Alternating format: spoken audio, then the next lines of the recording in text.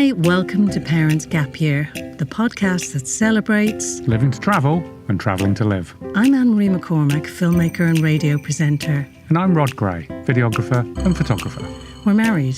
To each other. And as our children are young adults who've almost fled the nest, this year we're travelling around the world ourselves. Lots of people say they'd like to do this, so we're having a go at showing you how it can be done, with some top tips along the way.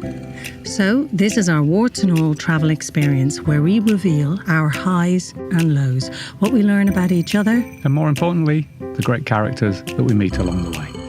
Well, we're still in Australia, where we house swap on Phillip Island, famous for its penguins. It's when people have their cameras out and the flashes go off and lots of flashes in their eyes is going to affect them. We take a road trip along the Great Ocean Road. Just concentrating on the road for a moment. It's quite windy. And I'm feeling a bit... And meet a long-lost Irish friend in Sydney. Well, you haven't changed. You haven't grown an inch.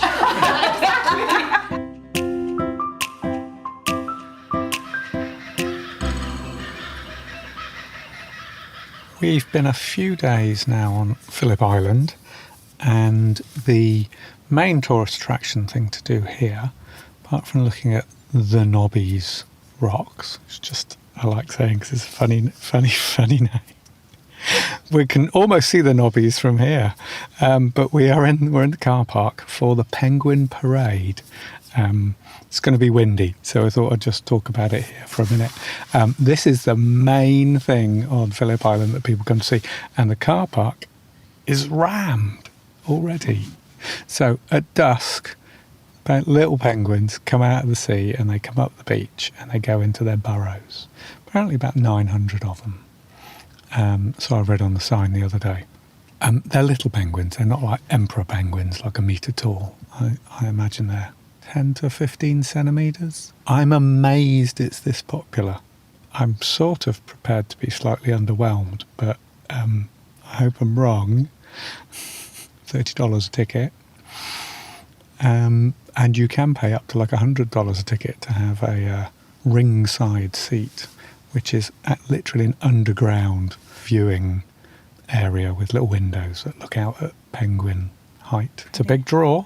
We'll go and see the little fellas.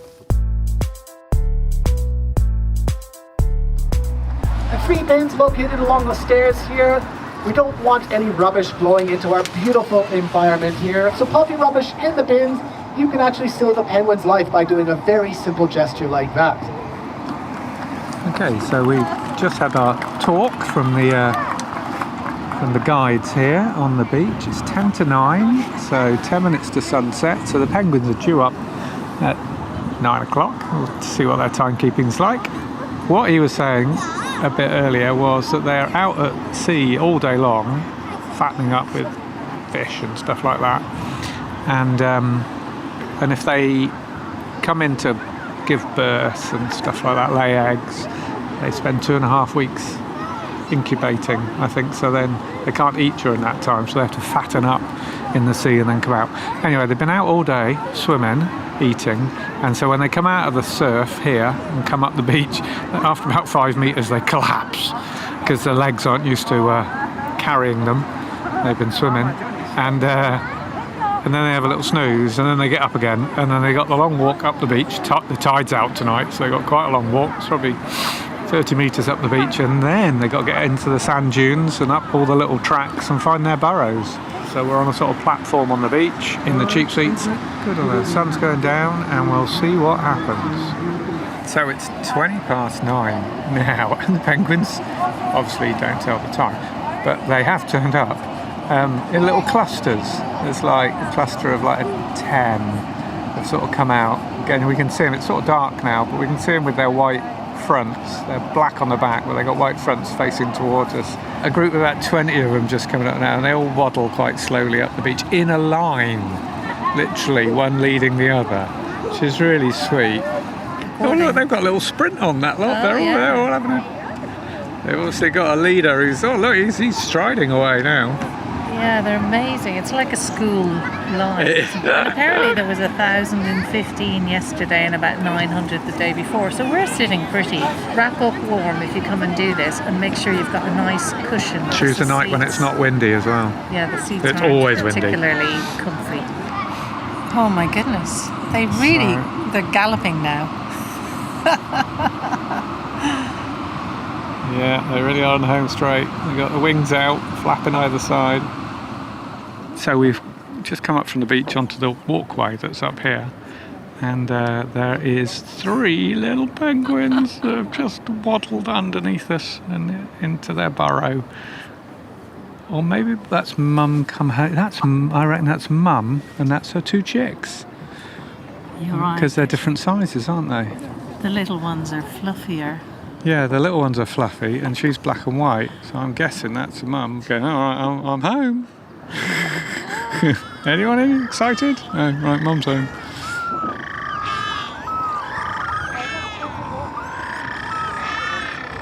They're all sort of having a bit of a fight, aren't they? Yeah, they were literally having an argument. They are.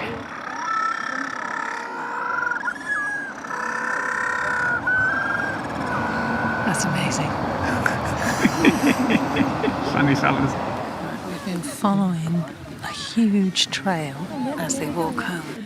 Oh my God, there's lights all the way, and the little asses are waddling all the way up the hill. I don't think I've ever seen anything so cute. Those who've got the beachside properties obviously don't have to walk so far home. This one's in the low rent at the top of the hill.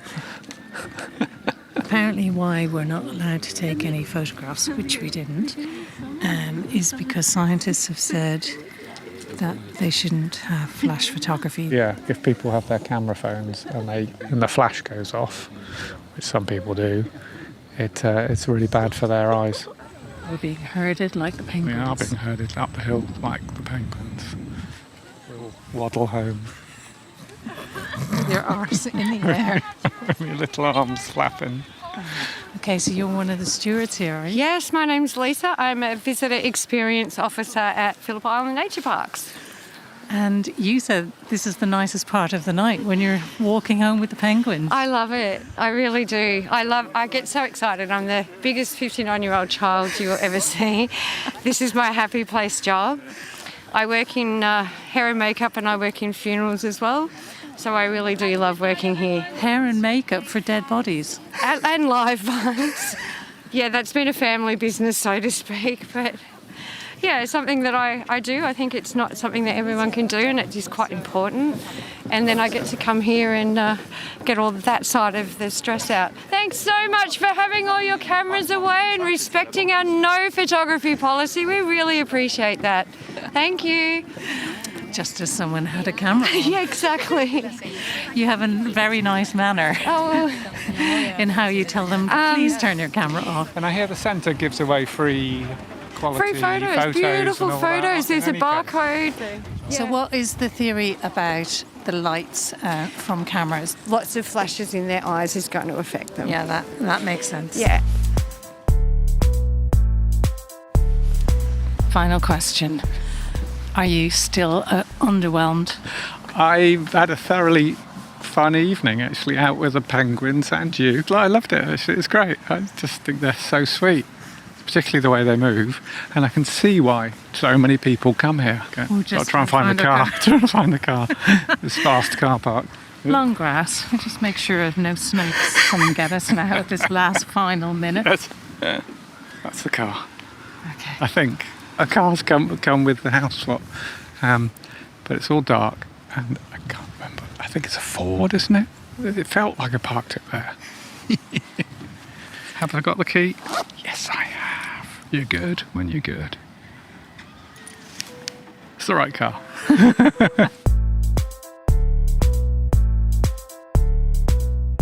A luxurious day today, I have to say. Sort of for Amory's birthday, but of course I get to join in. So we went to the Mornington Peninsula, which is an area south of Melbourne, which is where the wine regions are. We went to a winery at lunchtime. So you had to have a snooze later, didn't you? I did. in preparation for the evening. And it's 10 o'clock at night and we've just come out of the most amazing hot springs. So they've created an array of tumbling hot pools that come down the hill from like really up high, and you get a great view sitting in your hot tub at 40 degrees. Well, not a hot tub, it's a hot pool, like it's like made of stone. And then a series of pools go all the way down the hill, different temperatures and in the woods and all this sort of thing. And then there's a steam room and a sauna we found tucked away in there as well. And then you get to the bottom, there's a whole series of big pools around a lake. And then there was some people playing music. It is so sympathetic with the environment, that's what I would say. Yeah. So the name of the spa? Peninsula Hot Springs. It was about £45 English to go to this in the evenings. For two of us. Yeah. Top tip. Come early or late and it's like much cheaper. Yeah. And you can stay as long as you like. So we were in there for 4 hours. That is well worth it. And no one's paying us to say this, by the way. No, other spas are available. Absolutely, but we're very I think it's next door, chilled. the other one. But anyway, this one's the one.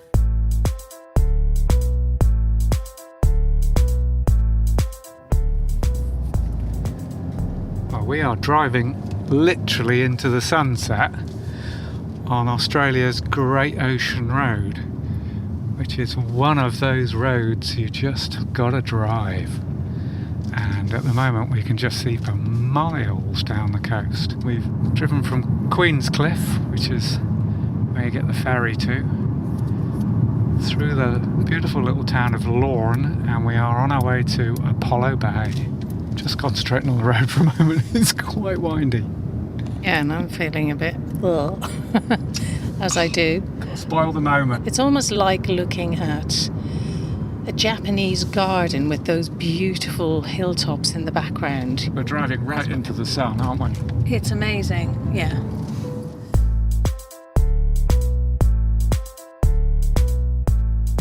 My name's Mike. I'm a motel manager. My company's a small company that goes around Australia, generally the East Coast, and rebuilds motels for current owners or for sale. You have a lot of stories, don't you? Lots of stories, yes. Yes, lots of stories. Have you met older people like us who are doing extended travel? We owned and ran our own caravan park for a long time, so we'd find a lot of people refinding their youth and renting campers and stuff and travelling around this beautiful country. So I had two blokes that did a tour with their wives. A couple of Irishmen, actually. So, they're all a bit funny, but they were doing this tour and I saw them in our caravan park having a little punch on it. These men were both in their 70s and we pulled them aside and one was saying, well, I've never liked you. They've been friends for 50 years. I've never liked you. I only hang around with you because I slept with your wife and all this sort of stuff. And they'd had way too much to drink and they just spent, I think, 5 or 6 weeks in a car, the four of them together. And their wives are trying to drag them away from each other. Well, we were the most naughty last night in that we came in at 1:30 in the morning. Yeah. Because we were the last your car, local last pub, car back. which you recommended to Yep. us to go down the strip. I mean, in fairness, there was only one place that had any life in it. Only one on the corner there, yeah. Yeah. And it the was- hotel, but pub. Yeah. It was such a hoot of a night. We had a ringside seat watching a stag do unfold. Bucks night, as they call them here, I think. Yep, they do, yeah, Bucks night. So you've done a lot of travelling yourself. I have, yes. So tell us about some of your travel experiences. Look, yeah, well, I've done a lot of touring over the years. Started probably 28 years ago with a little bloke, my oldest, who's 29 now. We just continue to do bits and pieces. I've since married again and have a 3.5 and a 7.5-year-old. But we, as a rule, as a family, we've always been outdoorsy. The kids, I love them coming home dirty. We've got a very large caravan. We'll go dump it somewhere and my wife will come with motorbikes on the trailer and and that's it. But that's somewhere we're staying for weeks. Oh, you sound like a really cool dad. I think you got to have fun when you're a kid. I don't want to see them inside. But when it's just me and the kids, it's a camper trailer. We've got a hot water shower in the ute. But generally, I don't make them shower too often. I like them to be dirty, you know. Well, outdoor lifestyle in Australia is massive, isn't it? It is. I mean, it's what we miss so much in the UK and Ireland is because it's dark and cold all the time. I mean, that's why we're in Australia in the European winter is to get away. But there's so much outdoor living. There is, and especially here, like Victoria, New South Wales, we don't have Like, we still have a lot of snakes. We have a lot of things that will hurt you. But we don't, the water's okay. So you've got no crocodiles here. So you can have a swim in the local rivers and stuff like that. And besides the odd leech, you're not going to get hurt, So our lifestyle is good like that. And so my daughter and I last year decided we'd sold our caravan park motel, and we decided that was it. So I took time off, and I remember looking at my wife going, you know what, I can't look at these walls at home. It's a beautiful house, but I haven't lived there really for long periods of time. And she's a police officer back in Melbourne, and I said, nah, this is it. You're working, little bloke's at school. I'm grabbing my little girl. She's 3.5, and we're gone. So no caravan, nothing. We just use the ute, which has got fridge, freezer, rooftop tent, everything we need. And we disappeared for months and just had no destination. We would just message her and tell her where we were every day, and that was it. And we did that for 3.5 months. The little bloke would be flown into wherever we were on school holidays. So Wow. that must have been an amazingly bonding experience for you with your little girl. Yeah, it's good. So we're a different sort of family. My wife went the year before. She went to Nepal and trekked for 8 weeks. I think it's really important in any marriage to be able to have quality time with everyone individually and also on your own.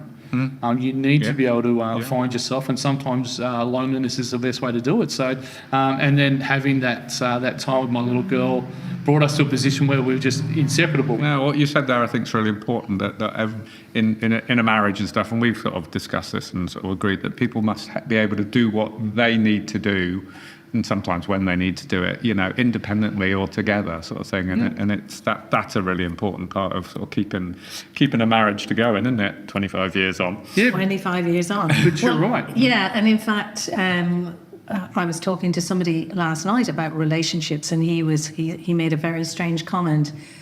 When he was looking for a life partner, he was looking for someone who wasn't going to deny him too much. My jaw just hit the ground, to be perfectly honest. And I said to him, if my husband had said that to me, I would have been gone out the door immediately, because I was saying it's Note to self, don't ever say that. Ultimately, you've got to give each other some freedom, but also, more importantly, you have to do things together. 100%. If you like each other enough, hopefully you still do by the end of this year. We'll see it by episode 10. The divorce episode. But I've been divorced. I worked away a lot, and I finally came home after about 17 years of working in the army and different things. I came home, we were sitting down having a sandwich, and she goes, you know what, I like you, we're friends, but I don't love you anymore when I go home. So instead of having a sandwich and being bitter, we sat there and worked out how we were going to separate.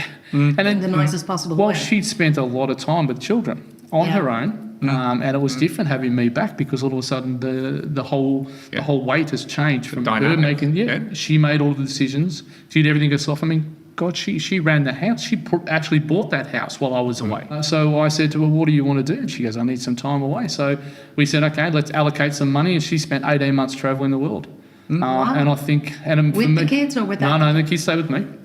And then I kept the kids, and she did 18 months of travelling and messaged us every day, emailed us, told us where she's going, and she found herself. She came back, she married an amazing man named Sam, who is probably her first real husband, and they've got an amazing relationship. And so you've made it work really well. I think you have to. And I suppose this is what part of our trip is about. You're secure enough to let people do that. It is about kind of letting each other be, but also we're 24/7 with each other. And at times, we've only had a few times where I've gone, okay, I need to do this. And if I really don't want to talk to Rod, I just stick my AirPods in and I listen to it. Noise cancelling. Completely and then he me out. might say something and I go, sorry, I'm listening to a podcast. You've got your hair down. I often can't even tell when you've got your headphones in. But, we've also decided there are certain things that he does really well and there are certain things that I do really well. And actually, it's better that we don't cross into those paths. Well, I think you need a pilot and a co-pilot in different areas. And that's what we say. Liz will say to me, I'm my co-pilot today,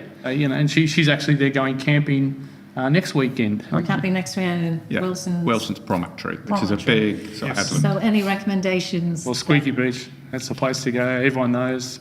It's called Squeaky Beach because there's gas under the beach, so under the sand, so when you walk it actually squeaks. It's a great place. It's a great place to go to relax. Yeah, but walking and swimming, we love that sort of swimming heaps. The beaches are great. You're going to love them. But just take everything you need, because once you're there, you don't want to leave. And that's the key to it. Look, the good thing about this country is you don't need much to travel. If you've got a tent, There's a lot of free camp here, and you'll find your way around. There's always barbecues. Pretty much all camping sites have a barbecue these days, and they're all free, if not 20 cents will kick in. So you've got somewhere to cook, and there's apps that you can get now that'll tell you where they've got bathrooms or toilets and stuff like that. Things will kill you, things will eat you.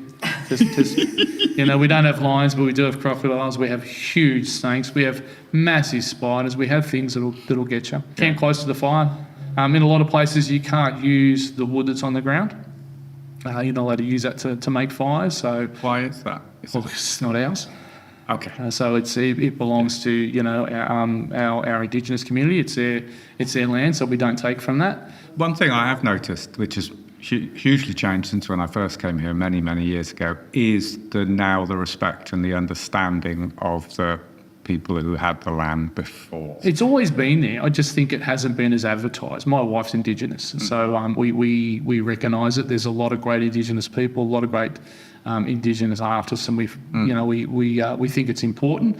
But you're right. But there are some places that we've sort of recognised now that really we shouldn't be there. It's sacred more than what it is, and I think that's pretty good. Yeah. Fantastic. I don't think there's anything else we could add to that. Thank you. Thank you, Mike. Amazing. Michael or Mike? Doesn't matter. It depends where you're from.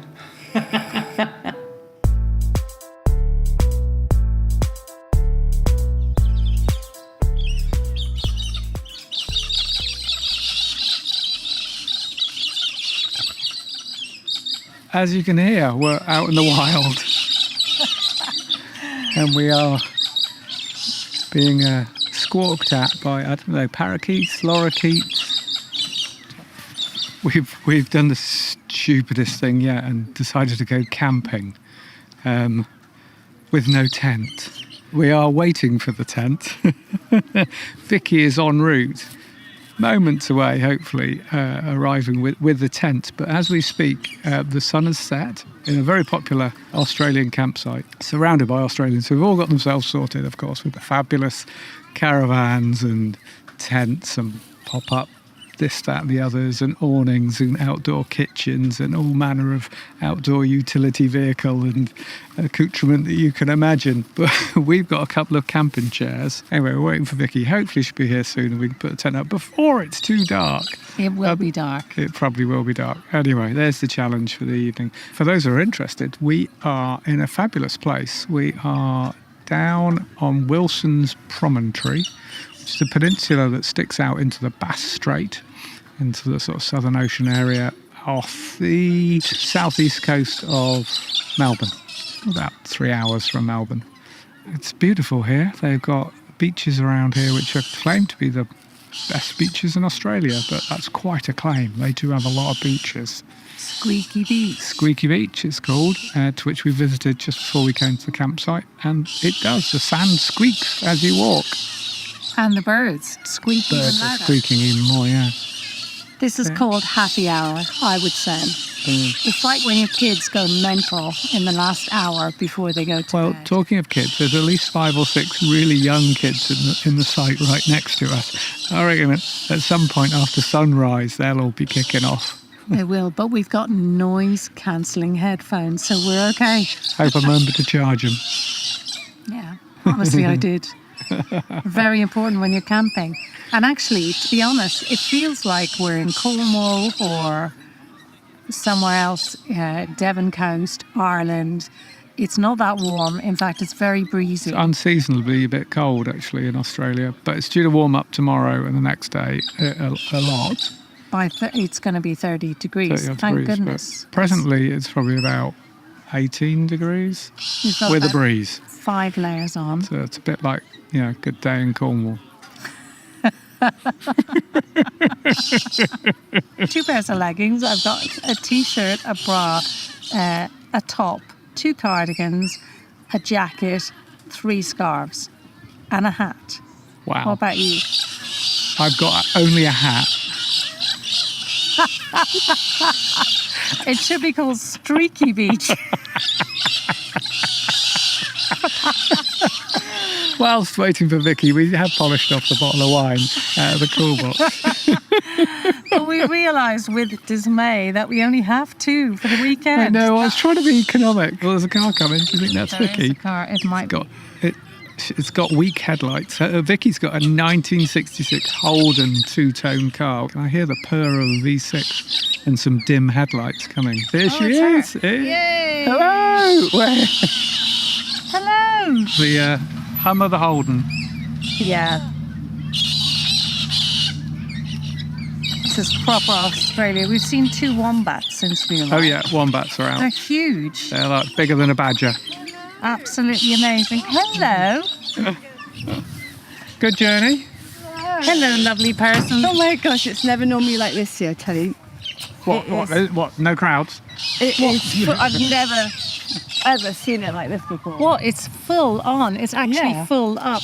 I mean, it's the people, but it's more the great big motorhomes and the big SUVs and everything. Hello, dude. How are you? How's your back? Oh, all right. A long journey.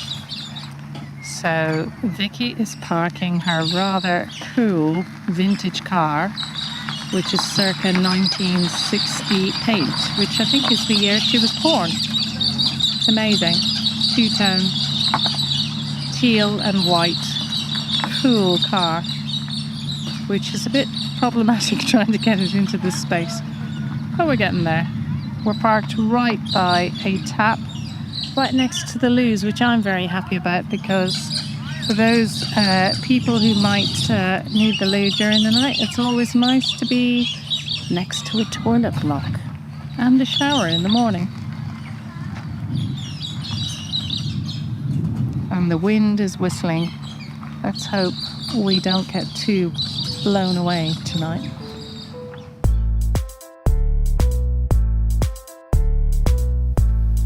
This is where real life intervenes. We've come to Wilson's Prom, which is a beauty spot. I didn't realise as we were basically driving away from beautiful 30-degree heat this weekend on Phillip Island, where we're based, that Wilson's Prom has its own microclimate, which is cool, and today is really rainy and windy and exactly the weather we have come on our gap here to avoid. So I'm sitting in the car to try and keep away from the rain. Roddy, are you doing something? I'll pause if you're... Just going to get the food out so it defrosts. Okay, yeah, go for it. Oh, my dad. Yeah, no, do it. Do it. That's important. Luckily, we've prepared the food. One little hiccup. Vicky had brought her really super duper canister, which is like a double hob, and forgot one bit that connects to the gas. So this morning she had to buy another gas hob, which is a bit of a shame. Anyway, luckily we'd prepared all the food, and Rod just realised as we were walking on the beach that he hadn't taken it out of the icebox where it was frozen. So hopefully it'll defrost.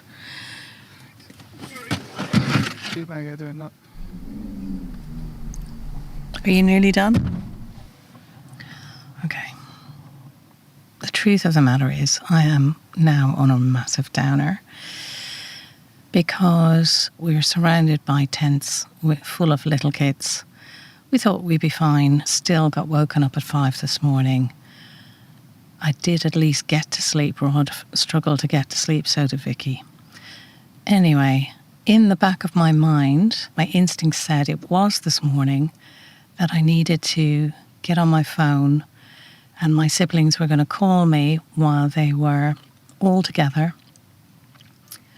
And they were commemorating my father's 90th birthday, which he would have been on the 8th of February. And in my head, Saturday was the day they were getting together, but actually Saturday was the day I was to hook up with them because I'm 11 hours ahead of them. And I've literally just switched my phone on and realised 2 hours ago they were trying to contact me.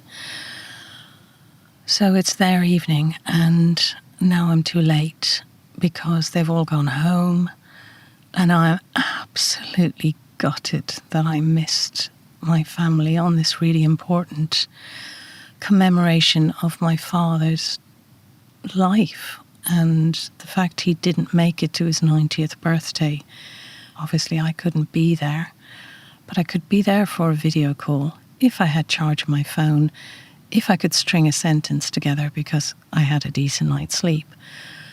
If I didn't listen to Rod and think, oh, well, it's Saturday. Okay, that means it's Sunday morning for you, so that'll be fine. And I'm going, great. And I was so tired. I took that and went, oh, thank goodness I can go back asleep. But actually, I was totally wrong. It was my Saturday, their Friday. Anyway, so I've come off a windy, rainy beach and I just feel utterly gutted. This is the low. I've had many, many, many, many highs. But when it's family, and we're such a close family, and I'm so far across the other side of the world, and at a particularly momentous anniversary for my father,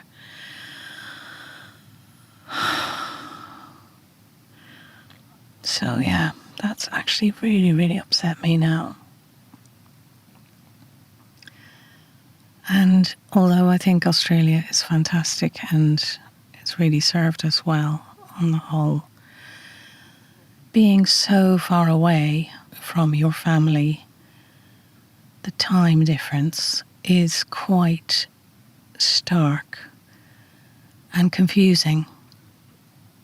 Anyway, I'm going to try and not bring a massive downer on everybody else, which I know I am already. So I'm sitting in the car on my own to try and get myself back on track.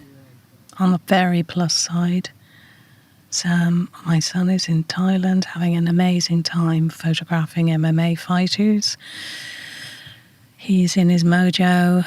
Max is happy. My son at uni, getting the work done.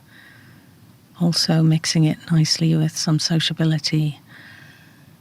And so actually knowing our boys are in a really good place really, really helps. But I just have to acknowledge, and for anybody out there who goes away, there are days when you feel like shit and there are days when you feel absolutely exhilarated. And the days you feel like shit are the days that you're tired and things aren't quite working the way you want them to work. But that's okay. That's human. So, actually, this is really helpful to talk it through. Otherwise, I'm going to give Rod an earful. Bless him. He's trying to be sweet and lovely as always, but he's also trying to avoid me. I don't blame him. I'd avoid me as well.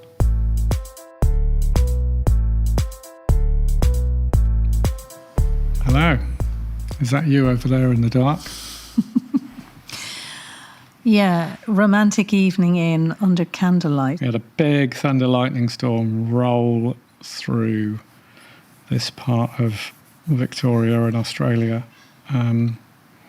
across Melbourne and across us as well. And the lightning storm has disrupted the power supply, apparently. 500,000 homes. Including our lovely house swap house. Nearly 9 o'clock. It's Australian summertime, so it's still a hint of light in the sky. All the power's gone off, so the fridge is defrosting happily. We haven't got much food. We thought we'd go to the shop this evening. Well, you were planning to go this afternoon. Well, it was a nice sunny afternoon, wasn't it? So we sat in the sun for a bit longer, knowing that the weather was going to change for a few days.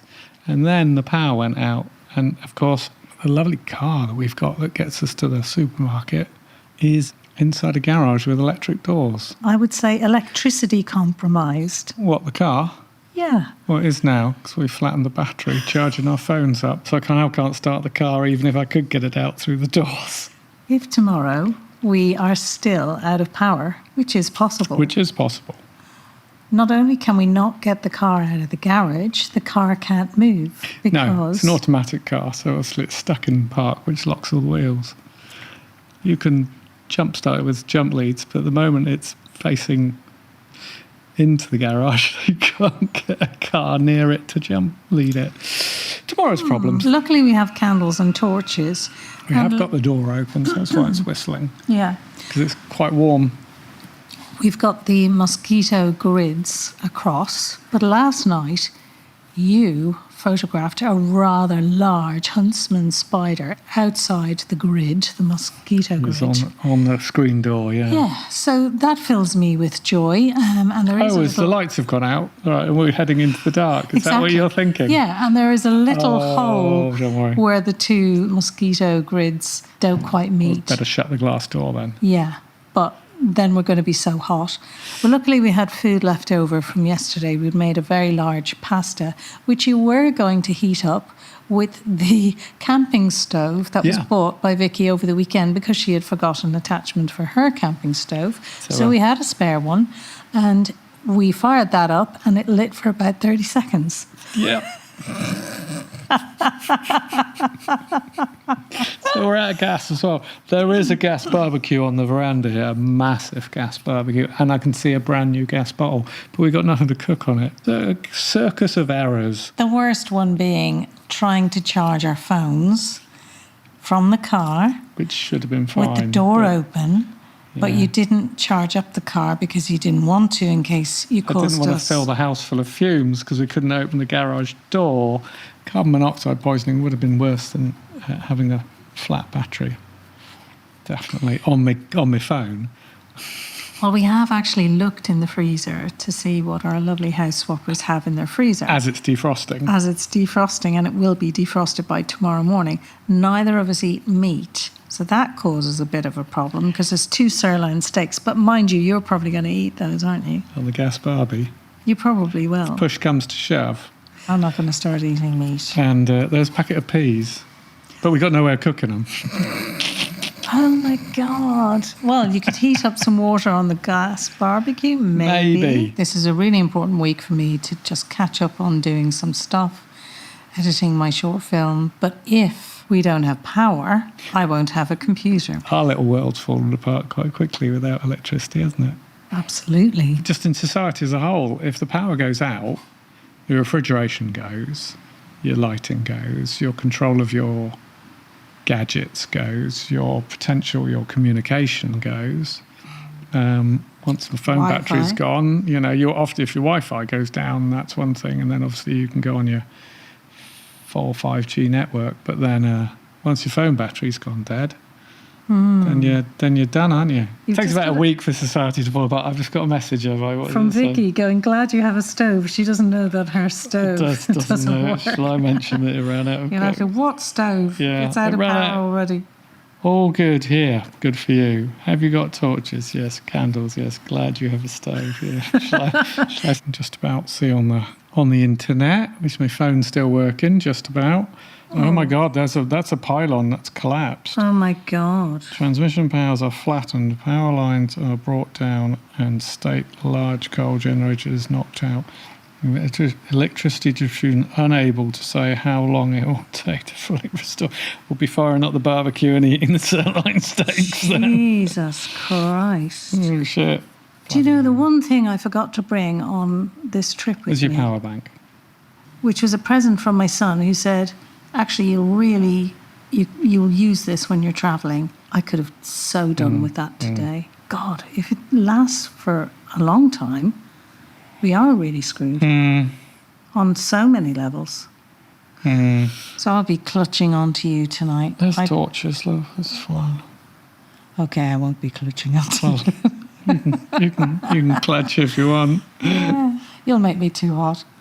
Not in that way. You'll make me too physically hot, as in sweaty, menopausal woman. This bit will get edited out, won't it? No, it won't. Me refusing your clutches.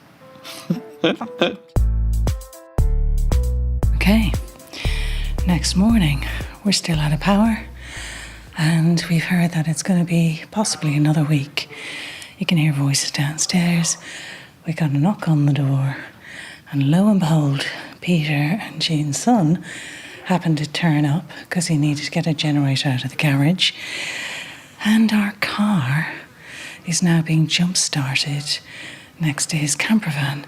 So thank goodness we managed to open the garage, which is remote. We knew how to do that without power. And now Rod and Richard are navigating, lining up the two cars together. It's at moments like this that I feel like a spare part, basically, because I don't know this mechanical stuff, and I realised if I was on my own, living on my own, at a time like this, in an unfamiliar house, with everything remote, I'd be screwed, basically. Luckily, Rod is very handy, dare I say it. This is where some women let the side down, and I'm certainly one of those. Anyway, we have a gas barbecue, and we managed to fire that up, and it does have its own burner.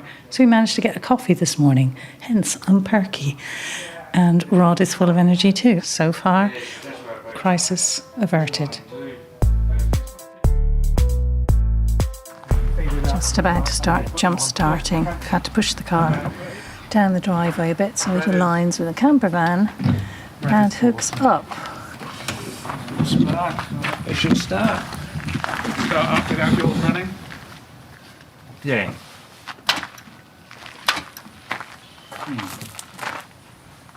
Not doing anything wrong, am I? So there's a bit of switching of jump leads from one to another, hopefully. Did that jump to life, didn't I? Yeah, we've got power there. Trying, isn't it? Ely Park, foot on the brake. It's interesting. Just clicking, not starting. Oh.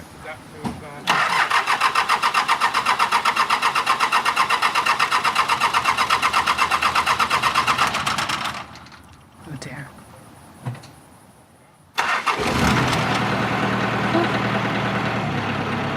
Okay, we thought the van wasn't going to start there for a minute.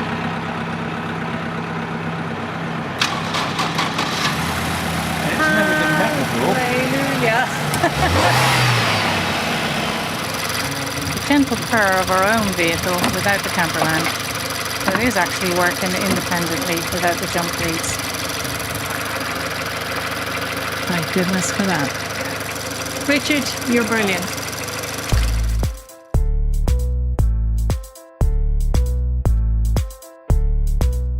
Welcome to Sydney. Please remain seated with your seatbelt firmly fastened until the aircraft has come to a complete stop. Sat on the Sydney Harbour.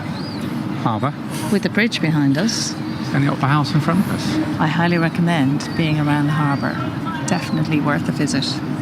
The bridge, the rocks, the botanical gardens, and outside the Opera House. So we've just come out of the tour of the Opera House. It is really, really beautiful on the outside. Yeah. For me personally, underwhelmed on the inside. But as a tour, I would say if you're trying to save some money on a trip, I don't think it's necessary to spend the money. It's $40 a head, about 40 English pounds. It's quite a lot of money if you're on a budget. This station is Wollstonecraft. As you can hear, we're on the train. Still in Sydney. Still in Sydney, heading back to Lottie and Ashley's house where we're staying with her old stepsister and her lovely hubby, which is absolutely beautiful. And we are rushing back because we're late from spending an amazing Because we're trying to cook dinner. We're trying to be nice and cook dinner, aren't we? I would say this has been one of the most fantastic days, to add to another of the many, many, many. So, yeah, we went to Manly Beach today, which has been recommended. It's a place to go to. I've been there years and years ago when it was nowhere near as built up as it is now, but in the nicest possible way, actually. It's really nice, isn't it? Huge, great, long beach, big surfing waves coming in. This station but is North Sydney. I can tell you about the gem that we found. You can see it from Manly Beach to the right and in front of it, and it's called Shelley Beach, and it was really sheltered, no waves. If you like surfing, then Manly Beach is definitely your spot, but if you like swimming in calm water. Yeah, you happened to spot that there were people with snorkels on the beach where we were, which was this little cove. Yeah. So we got in the water and we're utterly blown away by the fish. Amazing fish. I have seen the biggest fish there, bigger than in I Thailand. believe it was a wrasse. It was or huge. Or a grouper. It was one like or a the other. midnight blue colour. Fantastic. Lots and lots of little I mean, this fish. is a city beach we're talking about. You know. Yeah. I like Sydney. This station is Waverton. Yep, we know. Yeah, then we also saw the little common stingray, even. I know. On the bottom. On the right bottom. down on the sand. This train will stop at Didn't see any sharks, thankfully, but they have been known to be about. Yeah. Thanks for telling me. I'm glad I'm out of the water now. You could be fined for placing your feet on the seats. They're not on the seat. They're not on. They're on the floor. They're definitely. I was just about to do that, but now I know not to. No. This station is Wollstonecraft. Right, just a few more stations to go, and then we're cooking. Yeah. We are moving to Sydney. We love it. If we could. If can. About to leave where we've been staying, and we are going to see my friend Majella. I haven't seen her since we were probably 25, and Majella has moved to Australia, I think, about 30 years ago. So this will be an incredible moment, I think. I can't wait. Who knows how we've changed as people? It'll be very interesting, but I know Majella seems like exactly the person I remember, but of course we've grown up and evolved since we were in our early 20s, and there's the dog barking, so I suspect Majella is just arriving. Oh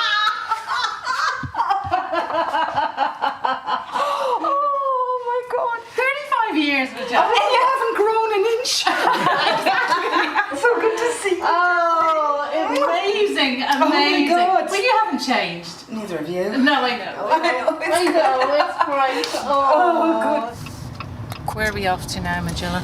So we're going round the bend at the moment. The Bends is a piece of land that separates Avalon and Palm Beach, etc., on the northern beaches. The first 6 months we lived in a suburb called Turramurra, which was recommended to us because a lot of expats lived there. But we wanted to live near the beach. Basically felt that if we came all the way to Australia, why live somewhere that you could be anywhere, you know? So we spent weekends driving up and down the coast until we found someplace we liked and that we could afford. And it was Avalon. And we were here until 2012. Well, you got a job in France. I got a job in France. I was offered a transfer for 3 years and ended up staying for 7. And your whole life changed. My whole life changed. So you were married to Des for how long? 33 years, and we split up when we were in France. Right. And so this you got a is- language and a new husband. I got a new language and a new husband. And this is Avalon Village now, so it's a pretty cute little village. There's a culture of supporting small businesses, local businesses. So you don't get that many, chains. And do you think the men have changed here since you've lived here? Because since I visited, I see quite a difference. Yeah, it is much better. I mean, they used to be quite, macho, misogynistic. Women were Sheilas. All of that is really not as prevalent, though it's still there to a certain extent. But it's certainly in business and things like that, it's not there anymore. And you work in sort of electronics sort of business, which is predominantly male-dominated, I would say. Is that right? It is, though it's changing. And you studied engineering. I did. And then you studied acting. I did. With me. With you. That's where we met. I think I was a better actor than I was an engineer, and I wasn't a great actor, so... Hence, we're both really successful actresses, Oscar-winning, aren't we? Aren't we Majella? just? Still hoping, though. Absolutely. I mean, it's interesting how that world has even changed, because when we were knocking around doing some acting, there was 5 parts for men for every female part, 5 or 6. Absolutely. And it's literally only in the last 5 or 6 years that there are more recognisable leading roles for women who are not just the sister, the mother, the granny, the friend, the ingenue, whatever. I've seen that change, and I think the biggest sea change as well has been there's more female producers but more female writers. When I started writing for telly, it was irrelevant. It was whether you wrote a good story or not. But now you see a lot of writer actresses who are writing brilliant parts for themselves as well. Anyway, we're just arriving at this most stupendous view. This is Palm Beach now, very famous from the Home and Away series, which is filmed here. And there's lots of houses literally built up into the hills. Yes. And lots of trees. They're low-rise again, very tasteful on the whole, quite modern as well. In fact, that's quite a thing in Australia that we've discovered. It's not unusual to buy a plot with an aging house and say, well, we'll knock that down and rebuild. Yep, knock down, rebuild. I don't particularly espouse it. I like character and I like quirkiness. It's a young country. People are not surrounded by history as much. From the point of view, obviously, we have the oldest living race still surviving in our indigenous people, but they were nomadic and didn't build towns or whatever. So so it's I think it's a sort of slightly psychological thing here that they, everything has to be new, everything has to be bright, everything has to be shiny. This corner of the beach here is called Kiddies Corner because it's where people come to learn to surf. And it's safer from the sharks as well, obviously. Oh, right. They seldom Tell me about get the into sharks. the pools. Am I getting into the sea where there might be sharks? You are getting into the sea where there might be sharks, but don't it's tell me that. unlikely. Seriously? Yeah. No, it's very unlikely. They really only come in to feed, and that's at dawn and dusk. Okay. Divers or the surfers who are wearing black wetsuits and are out there at dawn, They have to be careful. They have to be careful. I hope they don't fancy eating me for dinner. I think you're safe. Our last journey, Majella. Ah, darling, yes. The next one will not be 35 years. I know. Till we see each other again. I'll have to come over and visit. You will. Well, this is our last day in Australia. So it's been a momentous, amazing time, full of family, friends and food, I would say, and fun. And wine. And wine. Yeah. There was a fair bit of that. There was. So three nights later, we're kind of going, oh my goodness, this is actually it. And we're flying to New Zealand in a couple of hours, really. Yes. Yeah. Now that we've met after all these years and had such good fun together, and honestly, it was like we had never really been apart. Exactly. I can't wait to do that and catch up with you both. Yeah, don't wait till we're in our 90s, right? I try not to. We won't be going anywhere if we're in our 90s, if we get there. This is goodbye. Thank you so much. Bye-bye, Majella. darling. It was absolutely amazing. lovely. Amazing. New Zealand's South Island is next. Known for its adventurous activities and breathtaking scenery. So the trail is 3,000 kilometers in length. It's basically a through hike from the north of the North Island to the south of the South Island. Oh, I love this country. I have grown up with it, gotten used to it, but I can still appreciate the beauty of my own country. People see the glowworms as different colours. Yeah. I saw them that sort of pale green. I definitely saw it like ice blue. Yeah. This podcast has been created and edited by Anne-Marie McCormack with her collaborator and co-traveller Rod Gray. Music is by Serge Quadrado and Segvari, with the sound mix by Gary McIntyre. If you'd like to see pictures and videos of the places we've been to and the people we've met, please go to the Parents Gap Year Instagram page. And if you've enjoyed the podcast, please follow and share it. Thanks so much for listening.